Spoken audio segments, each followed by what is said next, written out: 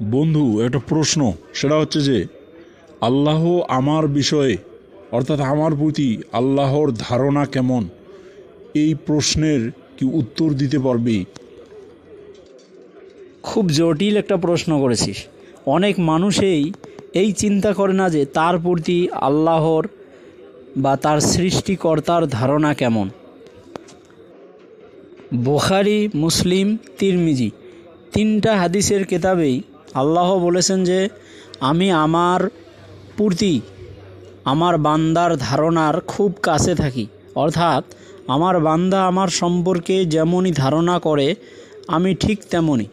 আর যখন সে আমাকে স্মরণ করে তখন আমি তার সঙ্গে থাকি। যদি সে আমাকে অন্তরে স্মরণ করে তাহলে আমি তাকেও আমার অন্তরে স্মরণ করি।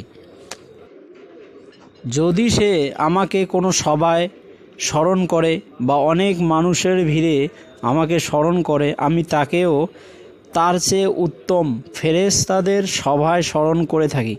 যদি সে আমার দিকে এক বিগত পরিমাণ নিকটবর্তী হয় অর্থাৎ আল্লাহর কাছাকাছি যায় তাহলে আমি তার দিকে এক হাত পরিমাণ নিকটবর্তী হই।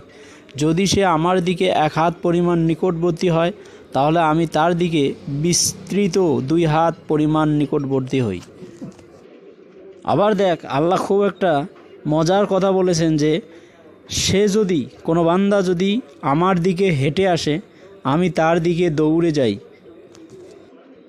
আর অন্য একটা কেতাবে বলা হয়েছে যে সবার আগে জান্নাতের দিকে ওই সব লোকদেরকে ডাকা হবে যারা দুঃখে এবং সুখে সর্ব অবস্থায় আল্লাহকে স্মরণ করেছিল।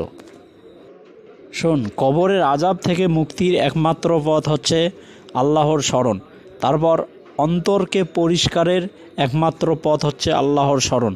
তারপর মনে কর যে বিভিন্ন ধরনের বিপদ আপদ, বালা মুসিবত, রোগ, এটা থেকে মুক্তির একমাত্র পথ হচ্ছে আল্লাহর স্মরণ। তারপরে মুনাফিকি থেকে মুক্তির একমাত্র পথ হচ্ছে আল্লাহর স্মরণ। খুবই অবাক হলাম বন্ধু, আল্লাহ তার বান্দার এত কাছাকাছি অবস্থান করে অথচ আমরা মানুষ তার কিছুই টের পাই না।